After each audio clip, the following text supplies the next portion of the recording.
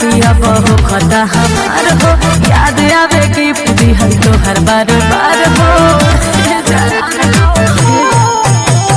दोसरा से शादिया बहु खता हमार हो, याद आवे गिफ्ट दिहल तो हर बार बार हो।